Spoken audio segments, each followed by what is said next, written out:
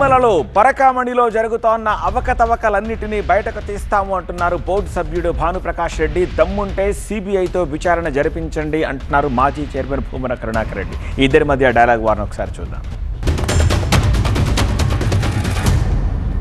100 కోట్ల రూపాయలు ఆయన దగ్గర ఉంది అని, దీన్ని ఏ విధంగా సరే దక్కించుకోవాలని చెప్పి ఒక దుష్ట ఆలోచనతో అప్పుడు నుండి ప్రభుత్వం నుండి కొందరు పెద్దలు, కొందరు టీటీడీ అధికారులు అందరూ కుమ్మక్కై, ఆరో ధర్మకర్తల మండలి నుండి కొందరు వ్యక్తులు కుమ్మక్కై ఏ విధంగా సరే రవికుమార్ దగ్గర నుంచి ఆస్తులు లాక్కోవాలని చెప్పి కుటీల ప్రయత్నం చేయడం జరిగింది.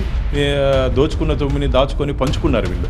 దాదాపు మాకున్నటువంటి ఇన్ఫర్మేషన్ 100 కోట్ల పైచిలకు ఆస్తుల్ని వాళ్ళు ఆ రోజు మార్చుకున్నారు.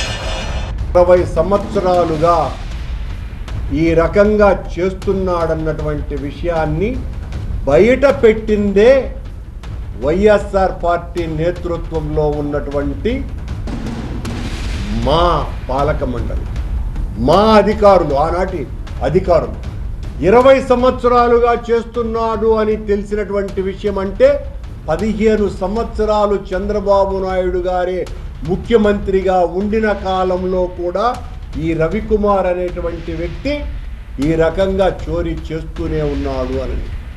రవికుమార్ ను పట్టుకున్నదే మా వాళ్ళు, అంటే మా ప్రభుత్వంలో అధికారులు. పోలీసుల నుంచి ఒత్తిడి వచ్చిన కారణంగా మేము లోక్ అదాలత్లో కాంప్రమైజ్ అయ్యామని చెప్పి విజిలెన్స్ అధికారి నివేదికలు పేర్కొన్నారు. మాకు అర్థం కాలేదు పోలీస్ అధికారు ఎందుకు ఇంత తీవ్రమైన ఒత్తిడి మా మీద తెచ్చాడో మాకు అర్థం కాలేదని టీటీడీ విజిలెన్స్ రిపోర్ట్ ఇది. ఎవరా పోలీస్ అధికారి? ఎస్ఐయా, సిఐయా, డిఎస్పీనా, ఏఎస్పీనా, ఎస్పీనా, డిఐజీనా, ఐజీనా, అడిషనల్ డీజీనా, డీజీపీనా? ఎవరు సమాధానం చెప్పాలా? చంద్రబాబు గారి టైంలో ఆ 15 సంవత్సరాలలో ఎన్నిసార్లు అతను ఈ దొంగతనం చేసి ఉంటే అంత కూడబెట్టి ఉంటాడు మీరు కనిపెట్టారా? ఒక్కరోజైనా మీ ప్రభుత్వంలో ఆ దొంగను పట్టుకున్నదా? సమాధానం చెప్పాలా? ఈ పరకామణిలో వాటాలు తాడేపల్లి ప్యాలెస్ వరకు కూడా వెళ్ళాయని చెప్పి లోకేష్ బాబు చెప్పారు. రాబో విచారణలో తాడేపల్లి ప్యాలెస్ నుంచి మధ్యదారిలో తిరుపతి నుంచి ఇంకెక్కడెక్కడ ఏ ఇంటికి పోయింది, ఏ అధికారి ఇంటికి పోయింది, ఎక్కడెక్కడ తిరిగి తాడేపల్లి ప్యాలెస్కి పోయింది, ఎవరు తీసుకున్నారు, ఎంత తీసుకున్నారు, ఎప్పుడు తీసుకున్నారు, ఎలా తీసుకున్నారు, పూర్తి వివరాలు తొందరలో వస్తే ఛాలెంజ్ చేస్తున్నాం.